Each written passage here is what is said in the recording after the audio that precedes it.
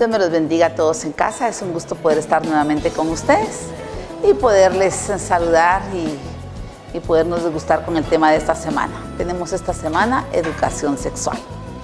Y bueno, vamos a disfrutar este tiempo en detalles de vida. Es un tema bastante controversial, un poquito difícil, pero vamos a tratar de poderlo afrontar. Digo difícil no porque me sea difícil manejarlo, sino porque es un tema hasta cierto punto, pese a que estamos ya en un siglo de mucho avance, uno puede decir, hemos echado para adelante muchas áreas de la vida, pero aún en la educación sexual creo que para muchos es un tema todavía tabú. Y cuando hablo al respecto de tema tabú, es un tema que a veces nos tiramos unos con otros como la responsabilidad. Por ejemplo, es bueno conocer que aquí en Guatemala muchas se han querido levantar leyes para hacer obligatoria la educación sexual en los colegios y escuelas, pero debido a alguna oposición esto está todavía parado. Y si uno dice, bueno, entonces ¿quiénes son los encargados de la educación sexual? Entonces lo trasladamos a los padres. Y los padres, cuando muchas veces se habla de educación sexual, dicen sí.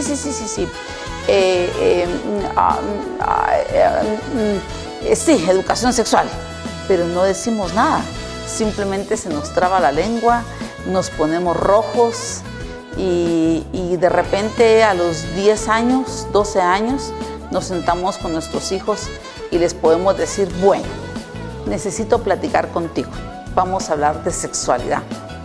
Y de repente a esa edad, no quiero ser sarcástica ni abusiva con los papás, pero de repente a esa edad los hijos se sonríen y le dicen, ¿qué quieres saber, papá? Te lo explico yo. Es porque a esa edad realmente los hijos han tenido una información totalmente, tal vez no correcta, pero conocen todo al respecto de la sexualidad. Entonces de repente los papás venimos y se la tiramos a la iglesia. Y decimos la iglesia es la encargada de educar sexualmente. Pero no, la verdad que está en que los encargados de la educación sexual somos los padres de familia. Pero, ¿qué es la educación sexual? Empecemos por este concepto. El término realmente se refiere a los diferentes conceptos, al conjunto de actividades, percepciones que uno debe de tener al respecto de lo que es la sexualidad. De hecho, solamente la palabra nos suena pesada. Y no es así. Quiero decirle una cosa, que todo lo que Dios ha hecho es bueno, porque a veces creemos que la sexualidad es algo sucio, morboso, sucio. Me encanta mucho cómo lo dice Génesis, donde dice, y vio Dios que todo lo que había hecho era bueno. Eso quiere decir que también nuestra sexualidad es buena, en gran manera. Así que vamos a entrarle y vamos a ir viendo, y quiero empezar diciendo en qué momento es el adecuado para empezar la educación sexual. Yo podría decirle que se empieza la educación sexual desde que el niño nace. ¿Por qué desde que el niño nace? Porque cuando el niño, yo no sé si los papás, las mamás ante todo han observado que cuando el niño está en la cuna muchas veces se queda por horas haciendo esto y observando y moviendo las manos. Y uno dice, ¿qué hace el niño por horas observando sus manos? Él se está conociendo. Y de repente se queda viendo la luz, se queda viendo una cosa, pero el niño empieza a conocer su entorno. De repente, tanto las niñas como los niños, conforme va avanzando el tiempo, por ejemplo, las niñas pueden tocarse sus partes vaginales y el varón puede tocarse prácticamente el pene. Va a decir que son palabras muy duras. Por ahí vamos a empezar. ¿Qué es educación sexual? Es llamarle a las cosas que son como lo son. Esto se llama ojos, no canica. Esto se llama nariz, no se llama un tronquito en el cual entra el oxígeno. Entonces, a cada cosa se le tiene que llamar su nombre. Ahí empezamos a perder lo que se llama morbosidad sexual. Que la morbosidad sexual es la que hace que nuestros hijos deseen experimentar. ¿Por qué?